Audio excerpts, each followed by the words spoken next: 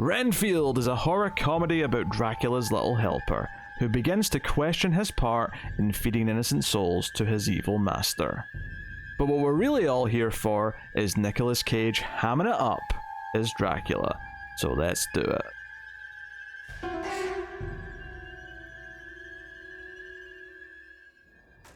Welcome to Screams After Midnight. This is a horror movie podcast. I am Peter, and joining me as always is Tim. Hello. Does that sound remotely Dracula-esque? I thought it wasn't bad. I got Nick Cage's Dracula vibes. Like I can see a little bit of what you're doing with there. I'll take that. Yeah, I'll take that. Like that works. Welcome everyone. We're here. We are recording episodes way in advance for this, but this is an October-thon episode. It's October 2023. Are the writers and actors still on strike? We don't know because it's the future for us, but you'll know. So, welcome. Now AI is on strike. If the AIs become self-aware, is went on strike. But yes, welcome. But, their strike is weird though. It has they're holding up signs, but they have extra fingers and all this different weird stuff. They're messing with the traffic lights, things like that. Yeah. So yes, welcome everyone. We are here today to talk about an earlier 2023 movie. It's a good time to catch up on some of these movies, and today we are looking at Renfield, the horror comedy. You know what also is a good time to catch up is when you have some French fries.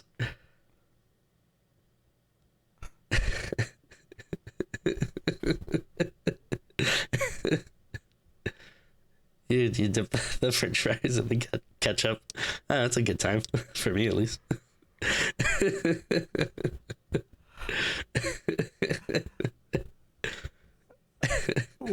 This is the lowest we've ever sung. I don't know what to say to that joke. I'm beside myself here. Oh my god! All right. Yes, horror comedy Renfield. Nicolas Cage playing Dracula, Nicolas Hoult playing the titular Renfield. Awkwafina's in there. Ben Schwartz is in there as a villain gangster, and his gangster mother is played by, I'm going to butcher this name, but Shohreh Aghdashloo, who I know as a Vassarala from The Expanse. There's a lot of voice work in video games and stuff like that as well. So yes, that's your cast for the movie. Does she play Clink? No. Is she the voice of Clink? No, she's not the voice of Clank. Okay. I'm not a gamer, so I don't know. Yeah. What are you talking about? You play games all the time. So, yes, the premise of this movie is that Renfield is going... It's a funny episode, it's a funny movie, so we got jokes, you know what I mean? There's no we in this. You've interrupted every part of this introduction with some of the worst material ever. Thank you. So yeah, Renfield's going to group support meetings to talk about his toxic relationship with Dracula, and that's, you see that in the trailer as well. Of course, we'll start spoiler free. We'll give you a warning before we get into the spoilers. But it's him questioning if he still wants to be Dracula's servant, and if he wants to do something better with his life, something good. And hijinks and violence may ensue. That's Renfield, everyone. So, Tim, we notoriously were not looking forward to this. We both thought the trailer was terrible. Exactly. So, it is with that in mind that I ask you, what did you think of Renfield? So I despite us complaining about the trailer a lot, specifically I think we were not very down with the kind of comedy it seemed to be portraying. It seemed to be a lot of the typical Hollywood comedy you see nowadays, where I feel like it's not actual jokes that people make, but it's just someone does something weird and someone else comments it by going that was weird, why'd you do that, which is just, I don't know, not interesting or funny or clever. But again, there was still a lot of buzz about this, mostly because of Nicolas Cage as Dracula. That was kind of as soon as you hear Nick Cage cast as Dracula, that's something that you want to see, and definitely from the trailer he looked to be at least the most interesting part of this movie. And it's been on Peacock for a while, so I wanted to get around to it, and I figured, hey, if you're gonna watch it, why not talk about it? So I would say that the movie was pretty bad, but maybe not as bad as I expected. Like, I do think it's watchable. It's 90 minutes. It doesn't it didn't really like bore me at any point. Well, maybe at some points, but it didn't really feel like it was a torture to get through. I would say that my thoughts were correct, and that Nick Cage was the most interesting part of the movie. I really enjoyed him just really going for it and kind of hamming it up as Dracula, and he had some cool scenes, and there's kind of a scene early on where they show him in classic Dracula flashbacks in black and white that are oh man, I just wish I could see this movie of just an actual Dracula film with Nick Cage, but yeah, unfortunately, no offense to Nicolas Hoult, I just find him extremely boring. I don't think I feel like the movie that used him the best was The Menu, because they really played off his character lent to who he is. Yeah. But I just I don't know, he just he just never looks or sounds interesting to me. He just is just kind of a boring, bland white guy. And then also not to be mean, but I'm not a big fan of Awkwafina as well. I also find her just to be kind of boring. I like that at least she's kind of playing a different character that I've seen her in other movies where a lot of times she's kind of the brash comic relief. At least here she was doing something a little different, but I still just found it to be a really boring character, and I didn't feel like they had that much chemistry. So a lot of the main character stuff, the main Renfield story, didn't really do much for me. Even though I do think it's an interesting concept, it does sound like something that could make maybe kind of a fun comic book or something. But I don't know if it translates well to the the screen. There was a lot of violence, which was cool, but it was so CGI that it kind of takes you out of it. And also I don't know if it really did a good job of combining the fact that it's trying to do these over the top silly things, oh my god, Renfield at therapy, and using this modern therapist kind of speak to address his problems. That's a very high concept comedy idea. I don't particularly find it funny, but I can at least see where they're going for it. But then when you try to mix that with serious action stuff, Renfield and Dracula taking, or Renfield or whatever, and the cops taking on these drug kingpins, it's just it kind of feels like this weird clash of two things that don't go well together. Not that you can't do a fun horror action comedy thing, but I just feel like it didn't work super well. Just if you want to focus on Renfield trying to get his life together and getting away from Dracula, that's fine, but I don't know, having to introduce this gang element to it is just really bizarre. I thought Ben Schwartz was okay in it. He's usually funny to see around. But those are my kind of rambly first thoughts, I suppose. I wasn't in love with it either. I think it's fair and easy to say.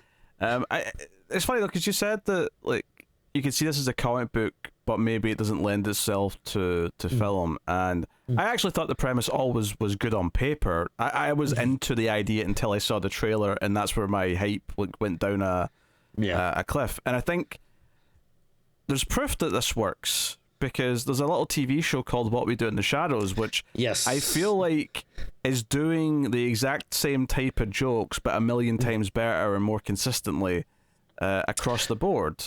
I forgot I was going to mention that as well, but it doesn't really do your vampire comedy any favors when the best, funniest show on TV is a vampire comedy right now.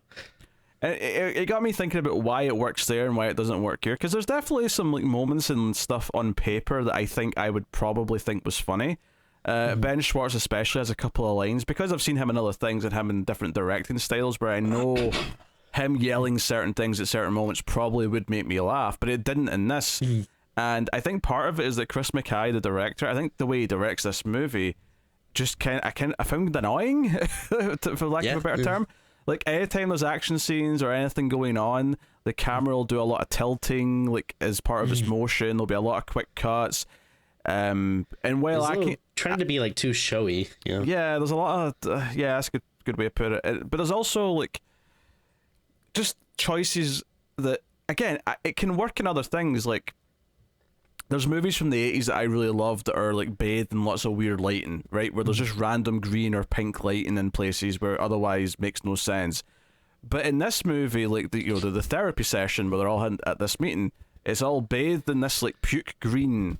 And I forgot about that. Yeah, and after a while, I just kind of started to feel like I'm not really sure if this is working. I actually agree that one of my favorite things in the whole movie was the recreation of the original Dracula movie from 1931 with Nicolas Cage playing Dracula. I was like, yeah, I could just go for a shot-by-shot remake with Nicolas Cage just standing in for Bela Lugosi. I could totally watch that. Nicolas Cage was the best part. I obviously completely agree on the CG for the action and violence, because I should enjoy the amount of splatter that's in this movie. Right. But all of it is CG. Every time there's blood splatter, it is a CG thing that's really obvious, and it just completely takes all the charm out of the moments that it's going for. It reminds me a lot of Cocaine Bear, actually. And one of the reasons why I thought that movie was just trash is because all of the scenes that should be fun were not fun because it was just a CG bear and all the blood was CG. So it just, like, I didn't enjoy any of it. There was nothing They to should have used a real bear. They should have. Or a guy in a bear costume. I'd have been down for that. Actually, I would have probably enjoyed that movie more if it was a guy in a bear costume. Yeah. It's not the only thing that would have improved it, for the record. There were, better characters and, more serious things like that would have helped. But, I would say that I think tonally this movie, like, just doesn't really quite know what it wants to be. Or it does know what it wants to be, but it's like this. It feels like a movie from the early 2000s, and I appreciate. Absolutely. And I appreciate that it is 90 minutes. I do think it's good. I don't think that should be any longer than that. Maybe 10 minutes at most if you really want to, have a bit of padding. But I think the pacing of the editing in the scenes that are in the movie all feels very rushed in the way it jumps around. They're going for all these quick cuts. The camera's constantly moving, tilting, whatever, and I found it kind of irritating in a way where I think comedy works best when you set up things, you have the punchlines, and you let them land. And typically, comedy works better when you shoot it flat, right? I think that's why that's why the mockumentary style that What We Do in the Shadows uses, that The Office, Parks and Rec, all these different things, which Ben Schwartz was on, might I add. I think the reason why the mockumentary style has been so successful in the last couple of decades is because it lends itself to how a comedy should be shot, in that you just sort of like keep the camera back, do basic wide coverage, maybe a close up here or there, but you treat it very kind of hands off. You let it be you let the comedy speak for itself, because the fun of seeing like a unique scenario like Renfield at a support group meeting where he's talking about his toxic relationship with Dracula, I think what makes that funny is the awkward wide shot of him sitting there in his old suit and everyone else looking normal, and the awkwardness of him explaining some of this stuff and them not getting it. But instead, they're doing all these quick close-ups. It's all very rapid fire, the way people are reacting to him. They'll slip in a flashback because he explains something halfway through. It's all just kind of like assault your senses. And I think comedy to me is the opposite of that. Comedy has to be like timing. They always say comedy's timing. Absolutely. And I think this movie doesn't have timing in any of its comedy. And I found most of it just not even painfully unfunny, just kind of sadly unfunny. Yeah. No, I a lot of good points there. Yeah, I pretty much, on board with what you're saying. Like, yeah, there was like a few times like there's maybe like a few jokes here and there that I laughed at, but there was like, never like any like real like uproarious like, oh my god, so funny. And then like just even the idea of like the whole kind of therapy and using like modern terms to describe like this relationship. I don't know, it just got like so old like so fast for me, and I feel like it's just kind of like a pretty easy joke that like I feel like you've seen before in like other movies, like maybe not necessarily with Renfield and Dracula, but it's just something like you've seen before, like taking like these like out of touch like old characters or whatever, and then seeing how they would respond to like modern day feelings or whatever. It's just I don't know, it's not something super new to me. Going back to what I was saying about the shooting style, actually the better way to even put it is that the stuff in What We Do in the Shadows is really funny because they feel like those characters feel like they're in the real world. So when they're going to like town hall meetings and they're saying like ridiculous things, it's like, no, this feels like we're actually in a real town hall meeting. The problem here is that this movie, because it's bathed in green lighting and there's Dutch angles everywhere, I already feel like I'm in some sort of like supernatural world. Like I feel like if anything, these characters pretending to be normal are the ones that feel out of place. So the comedy of like the surrealness of him being there and having this problem doesn't hit the same way, because the world just feels too fake anyway. Yeah. Also, like, I don't know if this is something that we're going to discuss in spoilers or whatever, but for the life of me, I don't know if they mention it at some point and I missed it, but I could not figure out if like Dracula was a known thing in this world, or if it was like if it was like, oh, the book and the movie never existed, or if people actually knew what it was. Because it seems like at some point someone would be like, oh wait, like your name is Renfield and you're talking about like this vampire guy or whatever, but then like is an excellent question, Tim, because I would have sworn for the first half or so of this movie that Dracula is not a known thing in this world. I would have sworn that no one's ever, like, the book doesn't exist, the movies don't exist, he's just a real thing in the world that's secret because he kills everyone basically. That's what I thought, he comes into contact with. And then all of a sudden, in the back half of the movie, there's just this reaction to him from a few specific characters. We're like, hey, it's the real Dracula. And I'm like, wait, what? What, you know about Dracula? What's that now?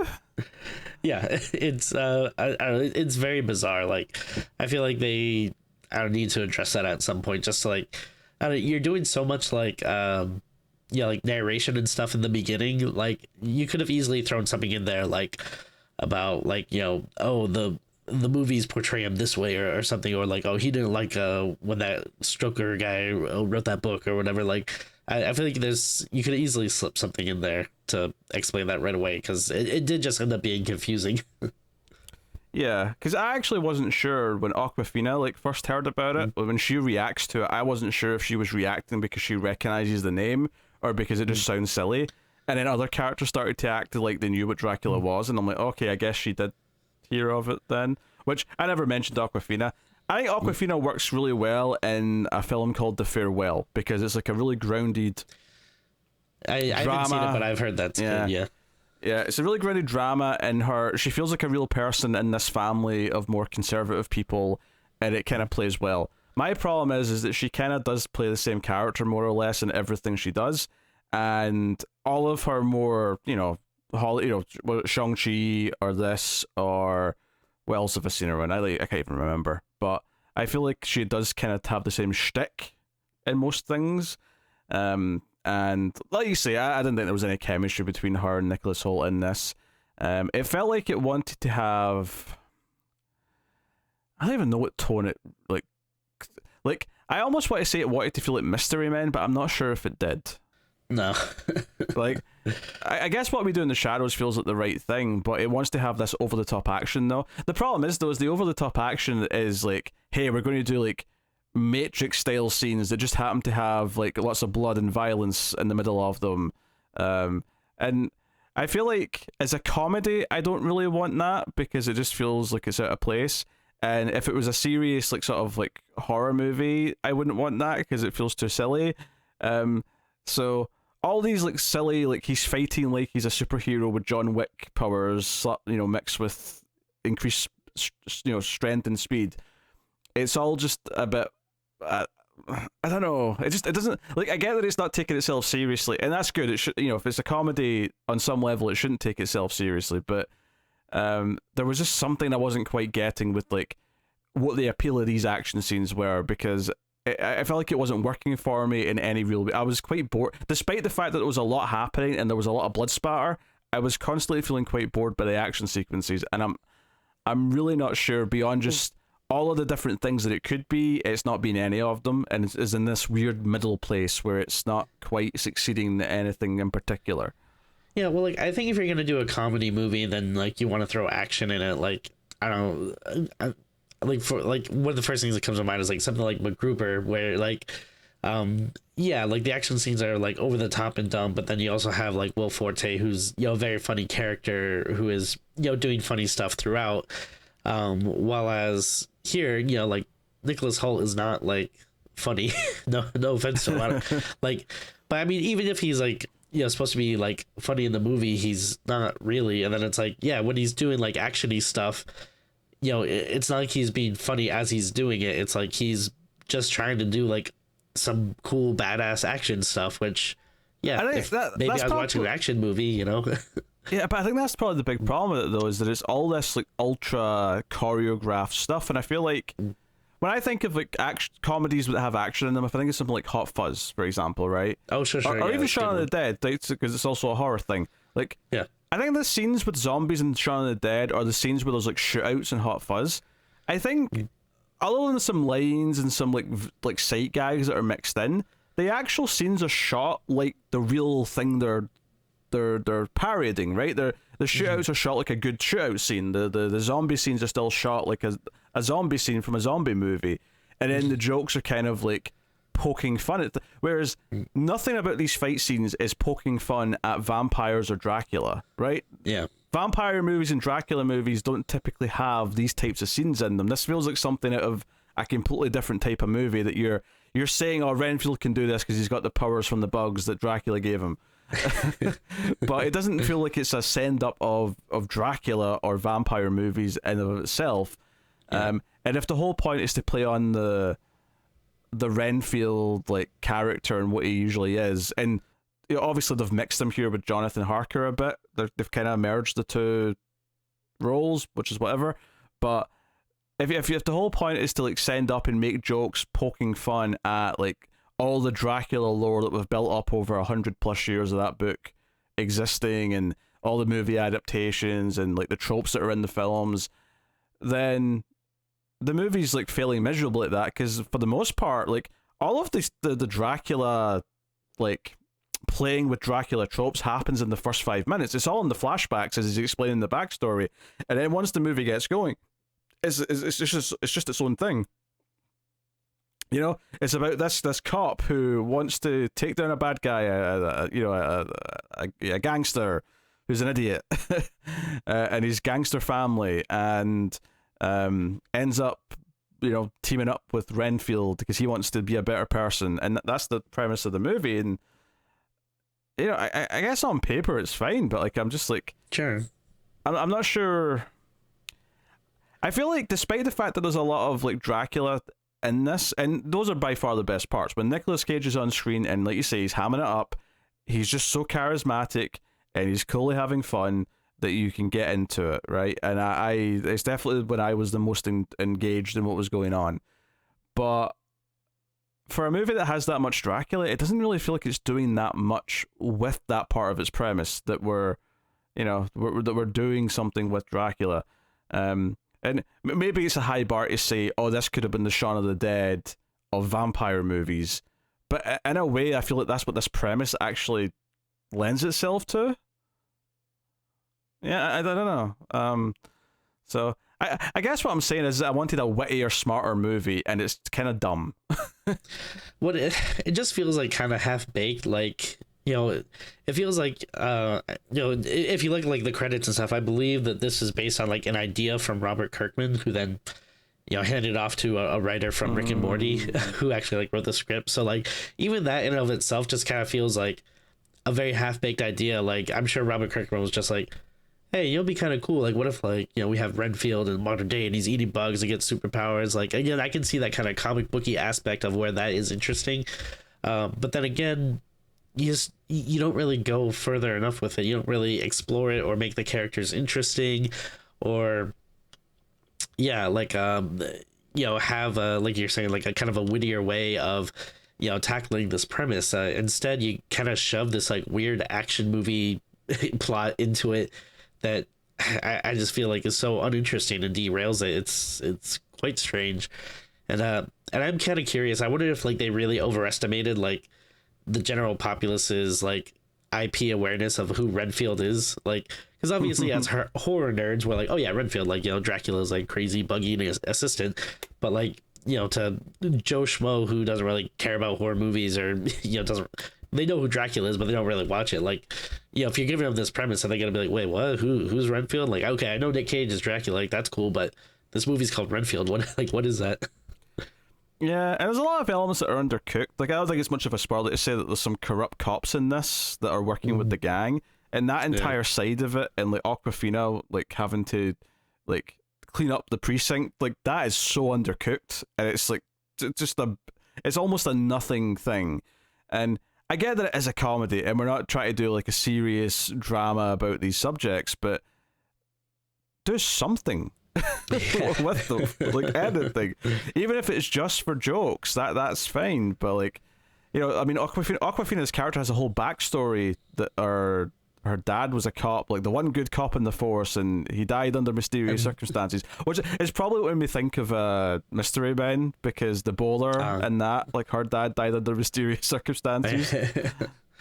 And like, I kept waiting for, I don't know if you noticed this, but like, I kept waiting for there to be some connection, because I think, I forget if it was Awkwafina or her dad. I think their name was like Quincy Morris, which is like, that's one of the, names of one of the people that goes after Dracula, at the end of the movie. Or I forget if that's one name or if it's Quincy and Morris, or if they were two different people. I forget. But you know how there's like that group that goes after Dracula at the end. Yeah, at the book, like, yeah. So she has that connection there, and I don't know if that was just like a little wink and a nod, but it seemed like I kept expecting there to be some kind of bigger setup of being like, oh no, like you come from a family of vampire hunters, which admittedly sounds kind of stupid. I wouldn't want that, but I kept expecting for some type of revelation like that, or like, oh, that's actually why your father was killed, because he was secretly like a monster hunter and he stumbled upon this thing. Which another thing I kept thinking is the gang that they go up against is like the Los Lobos, which is like, which means like wolves. So I kept expecting there to be some type of werewolf element that we're gonna end up having. But again, it's like nothing like that. And I'm not saying that those would make anything good, but like, I don't know, it seemed like so prevalent that I was like, okay, we're gonna have to see something like this, right? And then it was like, oh no, I guess not.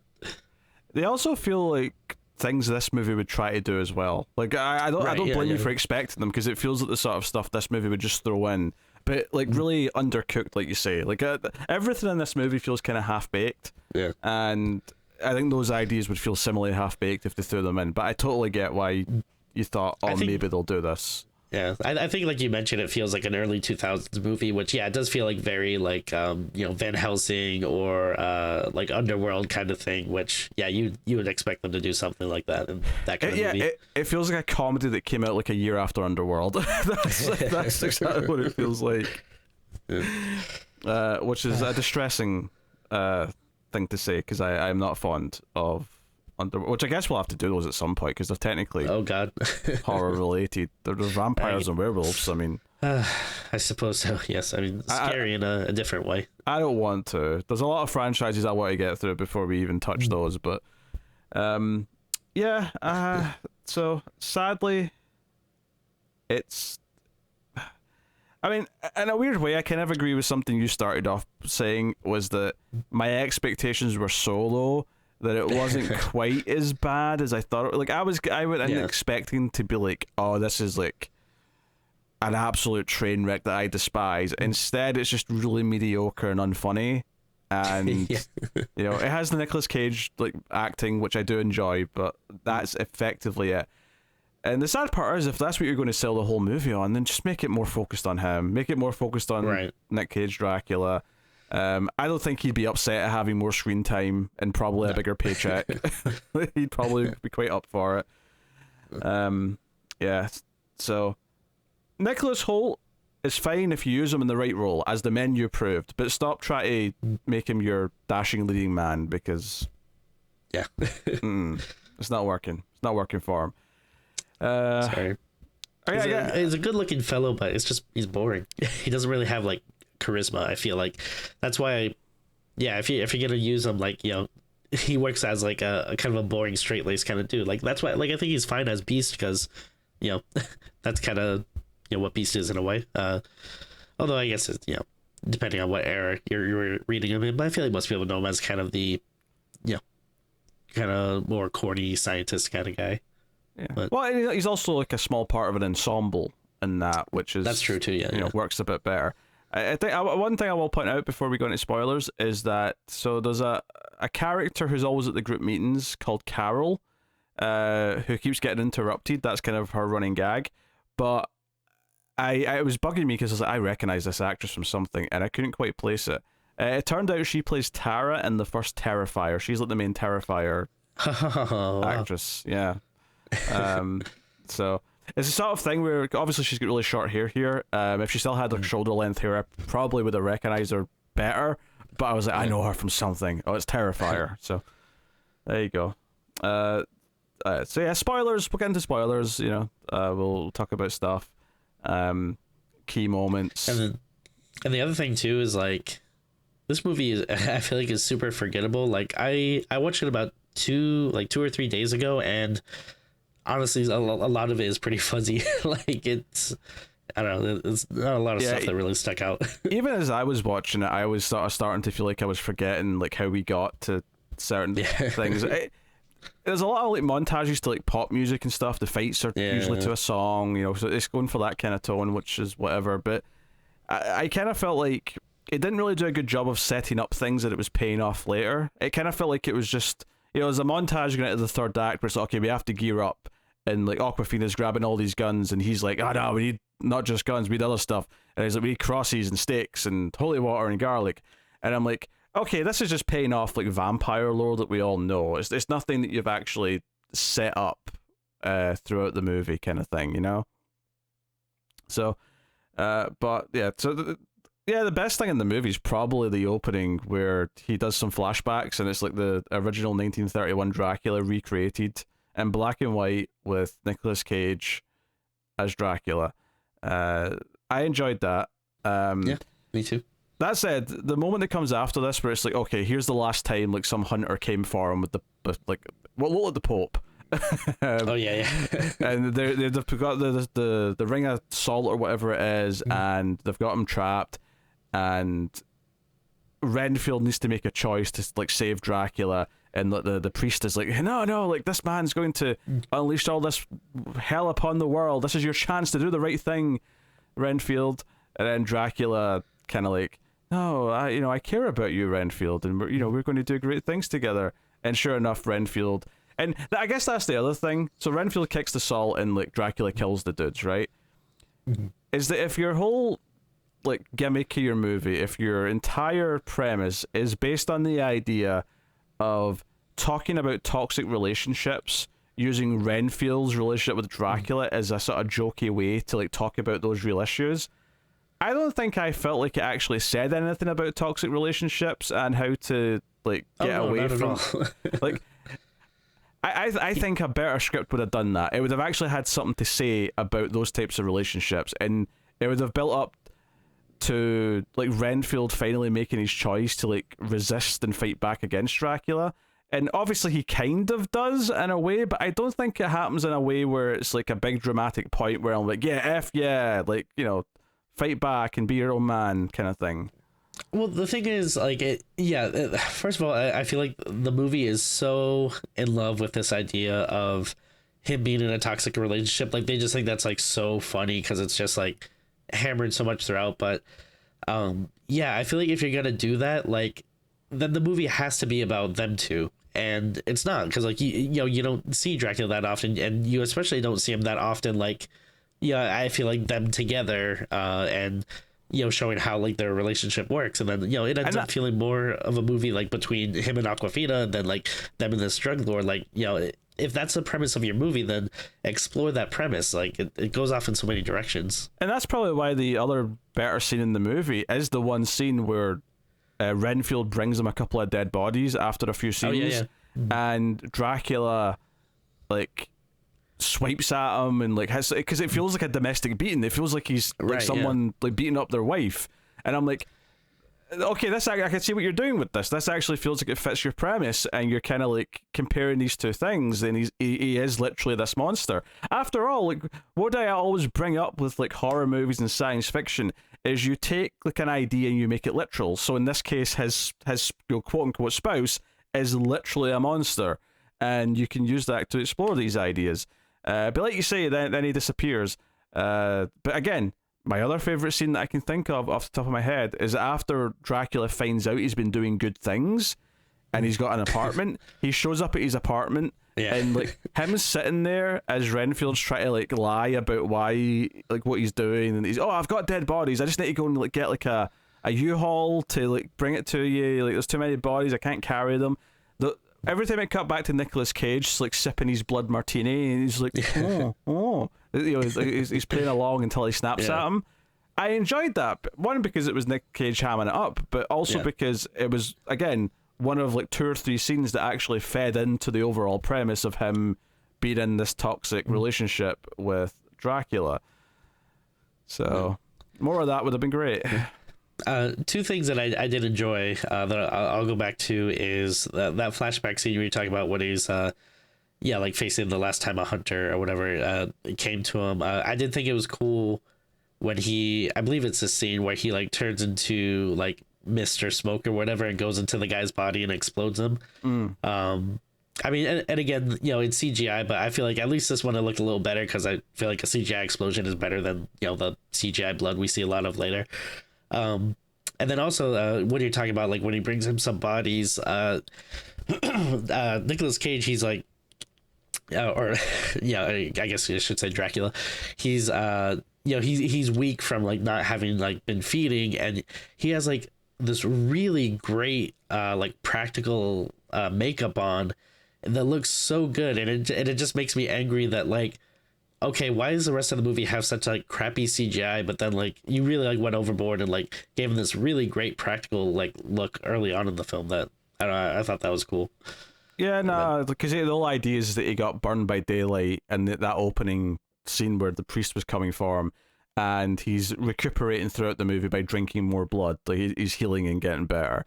That's the thing though. That scene where he's like floating in the circle, and like Renfield's making the choice to whether or not to save him or help the good guys effectively, is the unfortunate thing is that in my head all I could think was, if this was Nandor and Guillermo in this situation, I like it would be better. Like it would just be way better. And admittedly, it's unfair, right, to compare it constantly to what we do in the Shadows because it's so good. But this is one of these cases where there is such a direct comparison, and you know it's so over the top. You know, there's all this CG effects going on. Like there's this like almost force field coming up from the circle. Right, it's not just him floating there. It's not just a simple effect. There's a lot going on, and it's kind of abundance, much like the shooting style. Whenever there is an effect like that, it always feels really over the top. Like, you know, Dracula doesn't just turn into smoke; he turns into a lot of bats that then turn into smoke. You know, there's a lot of abundance of everything in a way that it doesn't really add anything to the moments, other than just, hey, we spent money on CG, as opposed to, you know, we fleshed out this idea a bit more.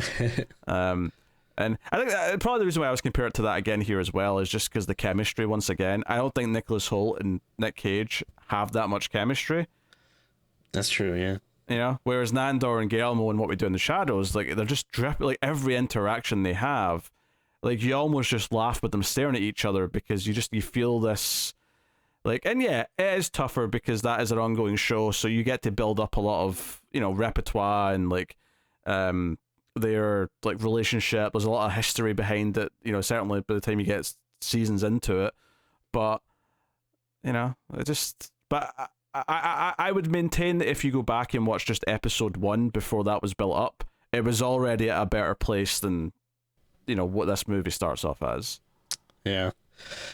Yeah, and like, I wonder if it would have been better if it would have been more of a Renfield that we're used to, because like, what do we know from like, you know, the like other Dracula movies? Like when we think of Renfield, like we don't think of this like hunky kind of tortured guy that's like, oh, I'm trying to do good, you know, like Renfield is like, you know, an evil like little prick, and he's like sent to an insane asylum, and he's like, you know, crazy and eating bugs. Like I feel like he should have been more like manic and disheveled looking. This is more of a role for like a Joaquin Phoenix who wants to like be crazy, who wants to like get into the mindset and have a straitjacket on, and like that's what you want out of a Renfield, like, you know, portrayal. You know.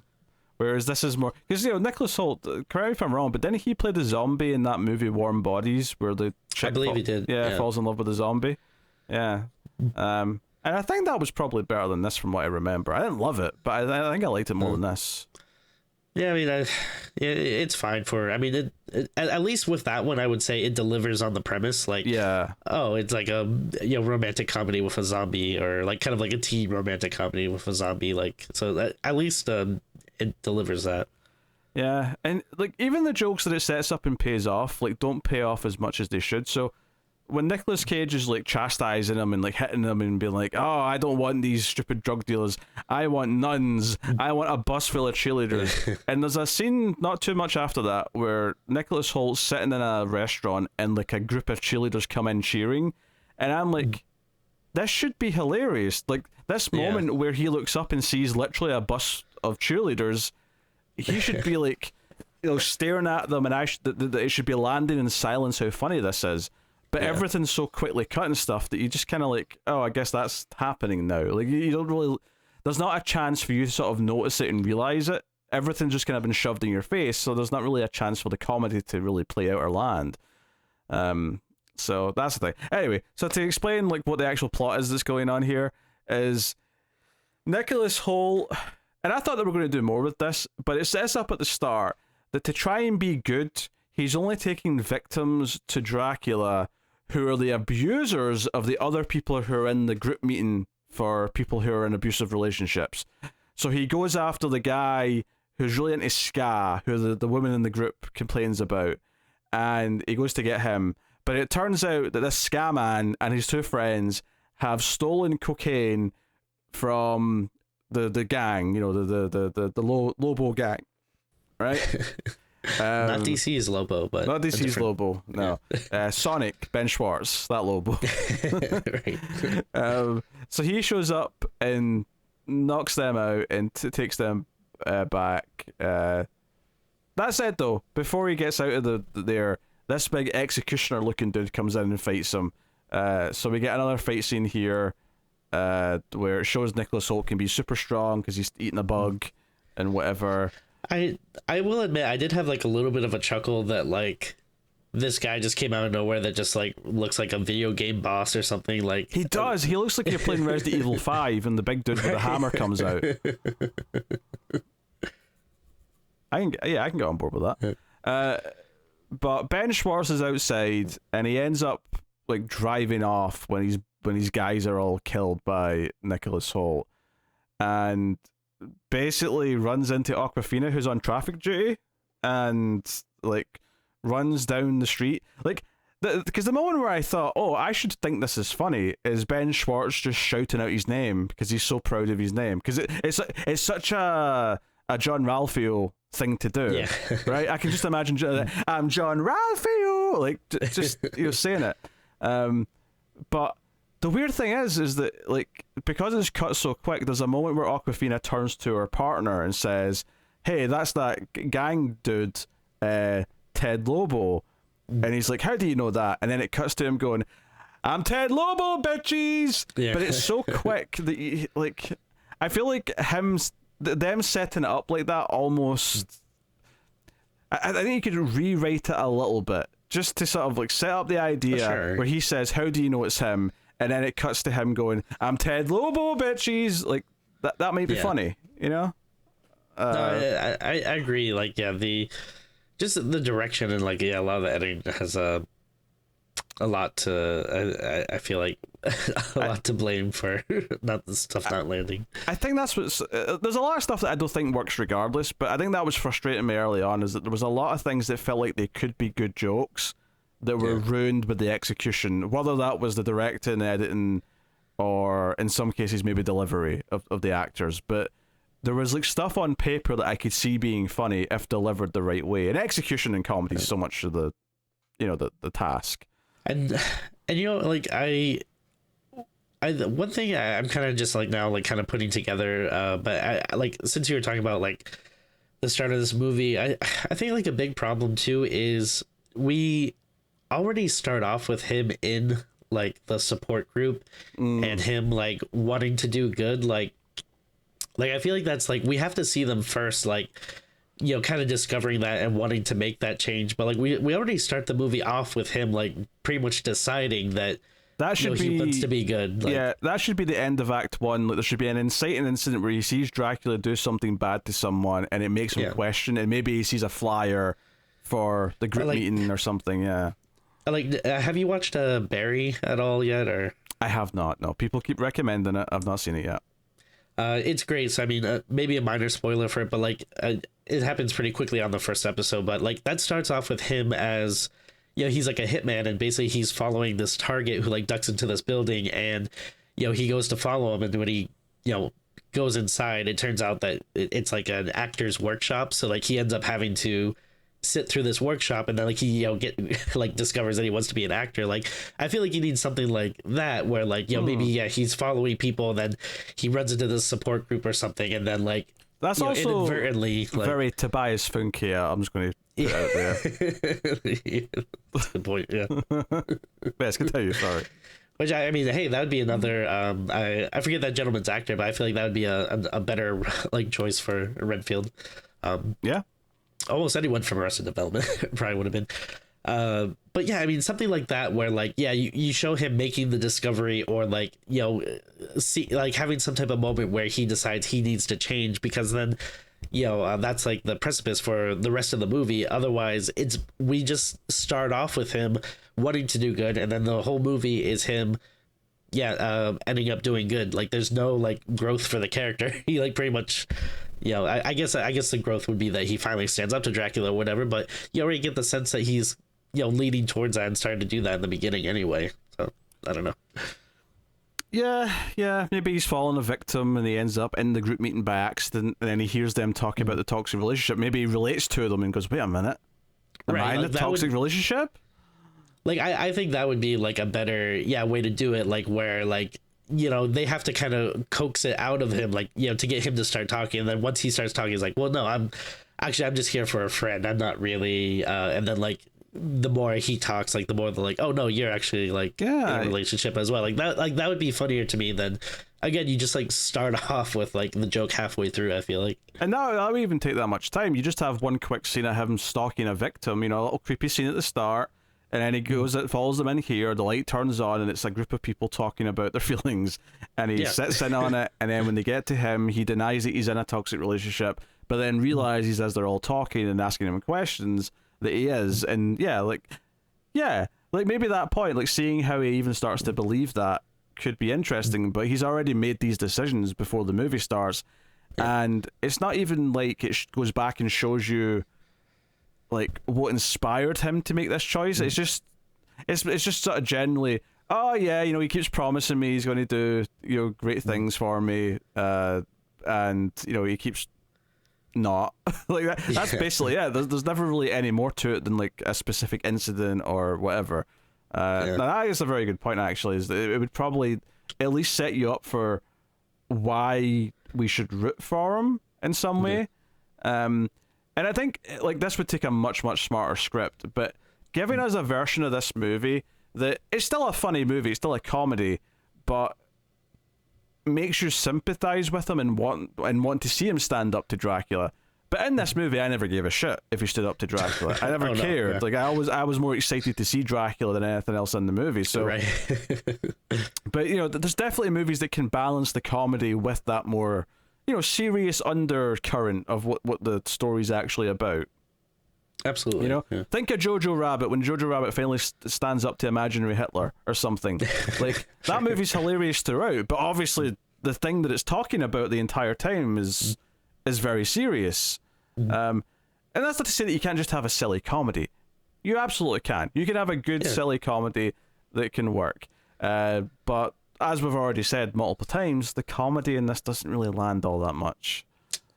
So it's losing a war on two fronts, and I don't think it has to win both, but it needs to try and win one, and I don't think it does. Yeah, I mean, you could either be really funny, or you could be like, whoa, like, there was so much cool, like, gore and violence that I didn't care that I wasn't laughing or whatever, but, yeah, it doesn't really do much either. Yep. So, basically, I mean, the gang want to find... Because they come to kill Awkwafina in the restaurant. Just by coincidence, Awkwafina and Renfield both end up in the restaurant, right? The same one that he was in earlier. It's just when he's about to go after the cheerleaders or whatever it is that he runs into her, and then the gang show up because they want to make an example out of Awkwafina for daring to arrest their golden boy.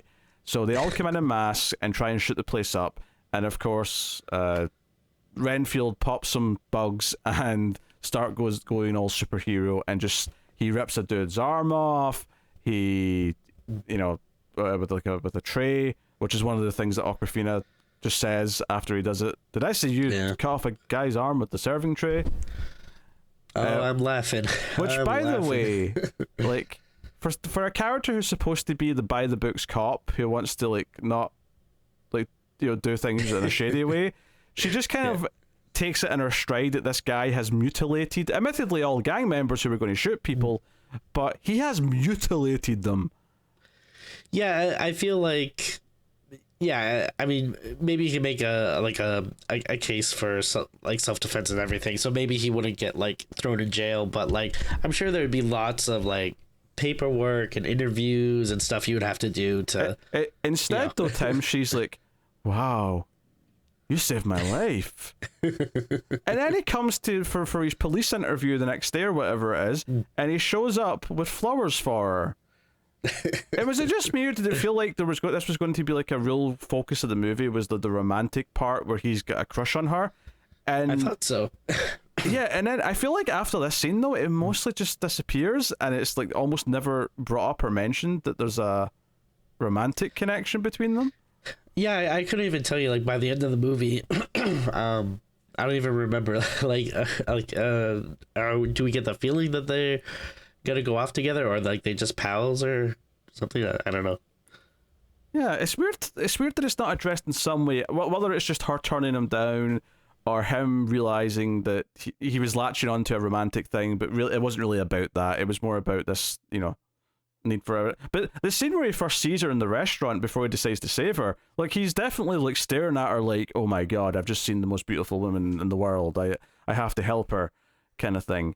And part of that's because she stands up for herself against Ben Schwartz, Lobo, when he's like, hey, you just admit that we own you like all the other police, and I won't kill you. And she's like, bitch, shoot me in the head. And that really impresses Renfield. Which is fine conceptually. The idea that he's attracted and inspired by someone who is going to stand up to someone who's threatening to kill them does make sense. But yeah, their connection and relationship just kind of I feel like they end up together, obviously, hiding out at his place, after bunch of action. Because when Dracula finds out what's going on, he comes to the support group meeting and murders everyone. And then Awkwafina comes in, sees Renfield there, surrounded by dead bodies, and thinks he's a serial killer. And they end up together anyway, though, because all the gang comes after them, and so they end up in the same car. She ends up passing out, and Renfield takes her back to his place, and she wakes up. He explains that he's the servant of Dracula, all this stuff. But this all just kind of builds up to a big action scene where the gang and a bunch of corrupt cops come to his apartment complex, and it's one of those ones where there's a sort of open middle of it, where there's a terrace and a walkway around a sort of central area that you can sort of see down, and it's open top kind of thing. Does that make sense? I don't know if I described that properly. I get you. Right. But it's just a lot of action of him ripping off arms and throwing arms at people and smashing heads with his foot, and At one point, there's a slow motion moment where he sort of like lands on top of a guy that she's dangling over the top of the banister, and it's just an explosion of CG blood. It's very. It's like you should be standing in your seat going like, hell yeah, like this is so cool, but like it's just not. It's not. I agree. Yeah. I felt nothing from it at all. And she's just like, unloading clips of bullets into like other cops and like gang members like constantly. I think the one thing that actually made me chuckle about this scene actually didn't have anything to do with the fighting. I think that it's like beforehand to get amped, he has to like steal like a neighbor kid's ant farm and like chug ants. Like actually I feel like the bug thing was kind of underplayed. Like I think there's a lot more fun stuff you could have done with it. Like I don't know, maybe like certain bugs maybe give you different powers, or like maybe some are more useful than others, or like that there's like points where he has to like has like harder time finding them or something. But again, it just feels like one of those undercooked things where like maybe except for this ant farm thing, or maybe later when John Ralphio snorts like a millipede or whatever. It's kind of funny. But by the end of the movie, Dracula's given his powers to like the entire henchman of this gang. Like, they've all got the same like glowing eyes, and they're all munching on bugs, just so we can have a big like comic book style fight scene between Renfield and everyone at the end. Because the bad guys eventually they kidnap Awkwafina's sister. We haven't even mentioned she has a sister, because her sister's a nothing character. She's just there to be kidnapped later on. I think, and it didn't even take me until I think the second time that we see her that I realized that they're sisters. Like, because the first time I thought like, oh, she just has a friend in the FBI or whatever. I think it was like the second time when they mentioned their dad or something. I was like, oh wait, they're sisters. Okay. No, I think it's such a nothing character though. Like. Yeah, I think there's a line at the end of the first scene they have together where she says, "You're not the only one who lost a dad." So I think there is a line there, but you may have just missed that one. That one line. Which is fine, but like she talks to her on the phone a couple of times after that, and then that's it. She's just a kidnap. Like she's literally unconscious when she's kidnapped.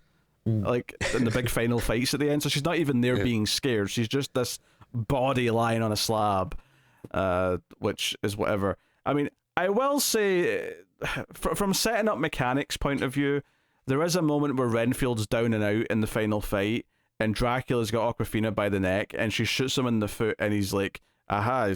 Congratulations, you shot me in the foot. What did that accomplish?" And she's like, "Your foot bleeds," and you can see the blood going down to Renfield, and it's set up earlier in the movie that his blood heals people, and it's like, okay, so that was like.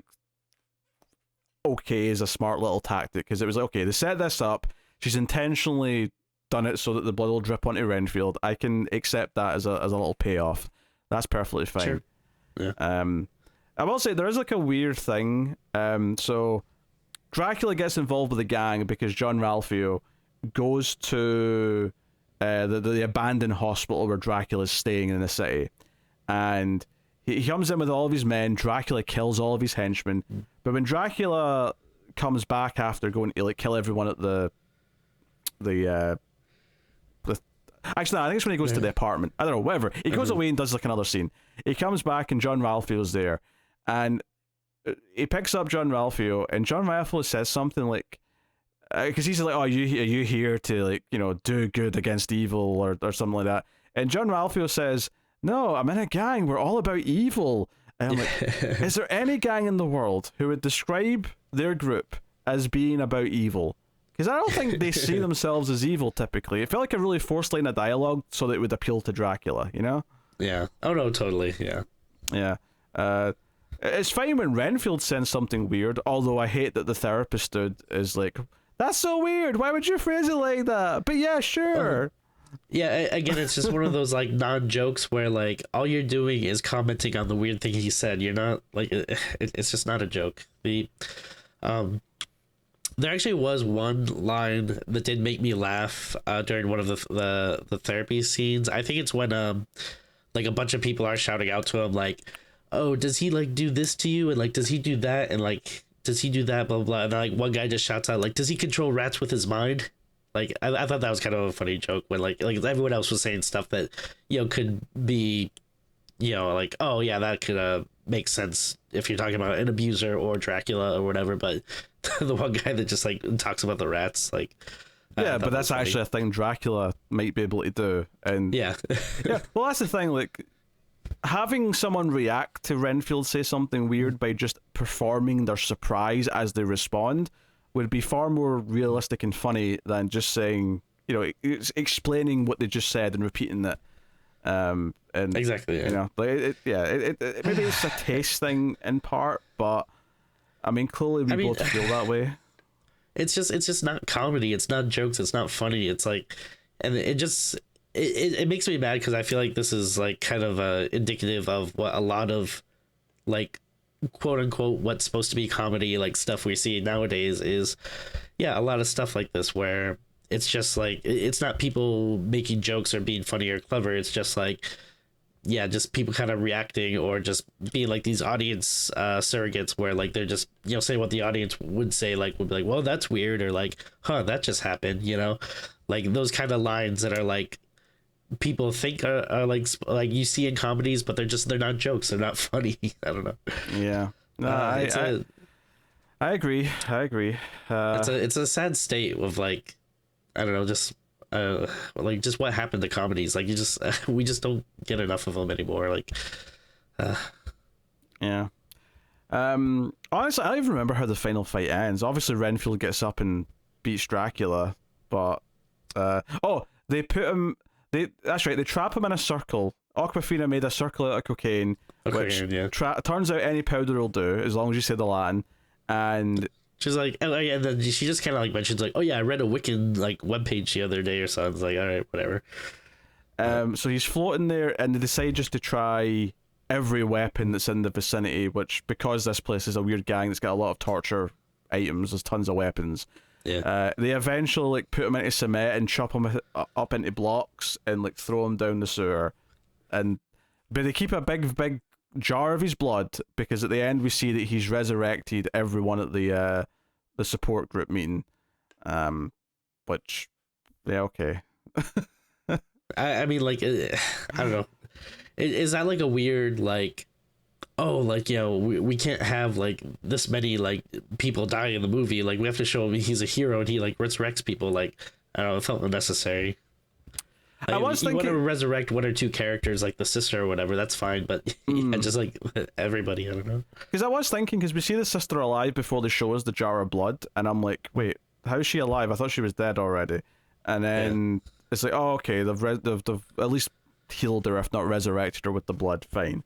But it's like, I feel like we've glossed over like there's an entire like one-on-one fight between Ben Schwartz and Nicolas Hoult where they're both using their Renfield powers, and I've got nothing to say about it. Like I have literally nothing to say about it. It is a boring, jump at each other in the air fight scene.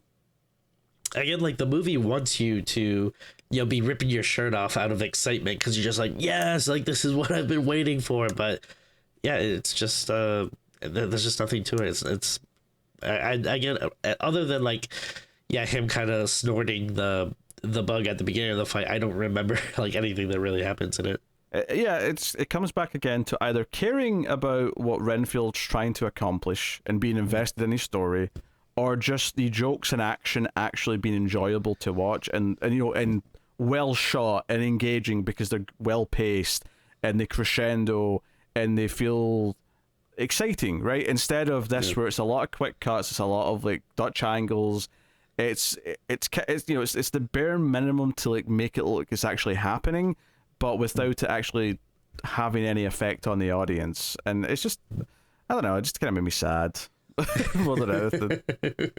The entire third act of this movie is just kind of a wet fart, and it's not like the first 2/3 were that much better, but like I think it's the worst part though. I think the last like half hour is the worst part of the movie. Oh no, I agree with that. And then the thing that's like that makes you sad is there's a lot of wasted potential here because again, like the premise I actually think is pretty promising and that you can do interesting stuff there. And again, Nicolas Cage as Dracula is such a gift to this movie, which honestly like might be unwatchable without him, but Yeah, unfortunately, it's just like such a waste to, yeah, have like something like like that good like as Nick Cage's Dracula, and then yeah, to have like a pretty decent premise, and it just gets wasted on this movie that just feels like so nothing. Like It doesn't. It's because it doesn't use its premise. Like the question I would ask you: does it take anything about Dracula or vampires or Renfield and subvert it? Is there anything in the film where it feels like, oh, it's taking this and spinning on it's on its head because of, you know, we're playing with the tropes and we're playing with like the rules of what these things are? It doesn't. Yeah, and I mean, I'll be honest, like, yeah, we're recording this early, but this will be part of our October-thon, and then I wonder, how many people are even going to remember that this movie came out this year? Like, I feel like it's so like forgettable, like, and I feel like leading up to it though, we were hearing a lot about it because again, most of it was Nick Cage's Dracula, that makes like horror headlines and everything, but this, I feel like it was like they were kind of touting this as going to be like a big deal, like movie for this year, like leading up to it, and then it just came and went, and then do you know what it feels like to me? If it feels like a bigger budget, and obviously it's got more actors in it and it's a more of a mainstream release, but it kind of feels like a bigger example to me of how I felt about Willy's Wonderland or Wally's Wonderland, whatever that movie was called. Oh yeah. Where the premise with Nick Cage fighting Five Nights at Freddy's style things sounded amazing, and it's just such a nothing movie that does absolutely nothing with its premise and just doesn't capitalize on it, doesn't think of fun scenarios. And this kind of feels the same to me. Like, it's got this great premise about focusing on Renfield and try to break away from Dracula, but instead of like treating it like a horror comedy where it's using the type of horror scenarios that Renfield might be in if he tried to get away from Dracula, of like trying to like look over his shoulder at the shadows. Like, is there a single scene in this movie where anyone is scared of a shadow or like worried that someone's coming at them in the dark? I don't think there is. Like, no. And it's such a small thing to ask for. Instead, it's like, no. When the powers that Renfield has, it's kind of like he turns into like a super strength John Wick, and he's just like, that's what's going to happen. There's going to be these big over the top superhero style fight scenes, and that's it. Like, and Awkwafina's there being Awkwafina like she always is. I don't know. Okay. I can't recommend it, Tim, which is needless to say. I mean, I watched this on Peacock. By the time if it's still streaming on it, but I'd say like if it's streaming, it's worth it enough. Like if you have nothing else to watch and you're intrigued enough by like Nick Cage that you kind of throw it on like on a Sunday afternoon, maybe watch when Nick Cage is on the screen and then maybe go get up and do the dishes or something like during the other parts. Like I feel like it's that kind of movie where if it's on TV and you're kind of interested, maybe check it out. But yeah, I definitely wouldn't recommend like rushing out or like having to God forbid pay money for it. Like, if we saw this in theaters, I'd be I think a lot angrier than having to watch it on a streaming service. Yeah, I think I'm happy we didn't have to see this in theaters. I think I'd have been very upset spending money on this, or spending more money on this, I should say. Yeah. But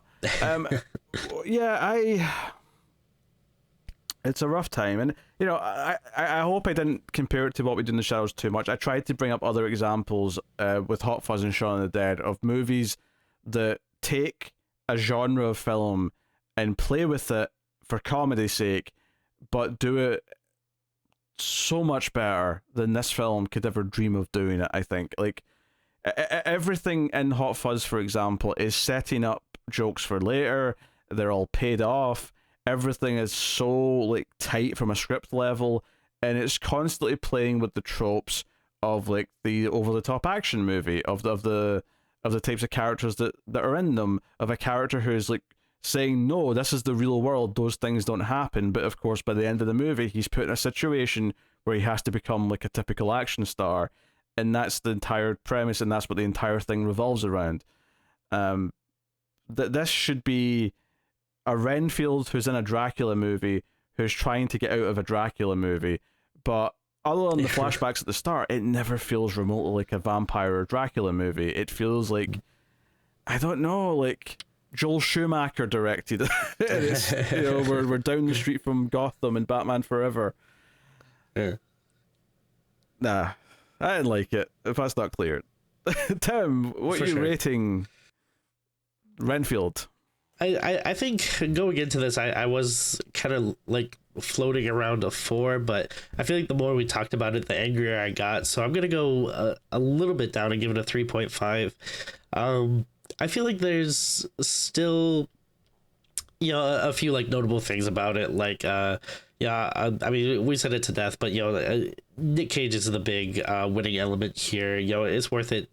If you're gonna watch it, I would say the reason to watch it is because of that. And then, but I mean, other than that, like I said, like I at least as I was watching it, I didn't feel like it was like a huge chore to get through. It was 90 minutes, so at least it wasn't like overstaying its welcome or whatever. And every now and again, maybe there was a joke that I didn't mind, but and then there's some stuff that I was like, well, that's a cool idea. Maybe it could have been executed differently. So. I mean, it's not a high score, but I mean, that's why it's not getting like a, like a low, like, 2 or something. But, I guess 3.5 I'll go with. You really don't want to be making a vampire movie and then having, like, Tim's rating be that close to the same rating he gave Twilight. Like, it's very close. And that's a sad state of affairs. Yeah. Yeah, it sounds about right. I think I was thinking a 4 as well. It just, it's below that middle line for sure. There's too many things I just don't think work about it. But do I want to be harsh and go all the way down to a 3? If I'm thinking of other things that I've rated a 3, like, does it belong to be all the way down there? At the very least, it's 90 minutes and quick, I guess.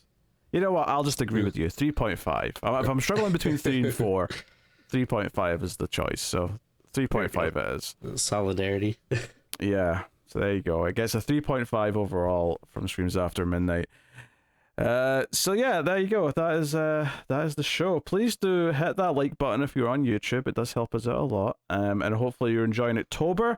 And this should be the first month actually that we have returning Patreon bonus content for Screams After Midnight. So there should be a bonus episode of Screams After Midnight this month for the first time in a little while because Tim was on paternity leave. But there's like a good, I don't know, about 40 bonus episodes on Patreon. So over at patreon.com/MailFuzzTV you can get a bonus episode monthly. Get access to even more Screams, which I also think will be back either this month or next.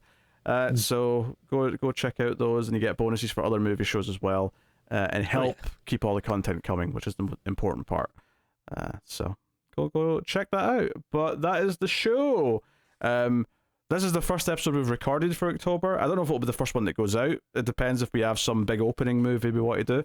But I mentioned that because I have no idea what the plans are for a lot of October yet.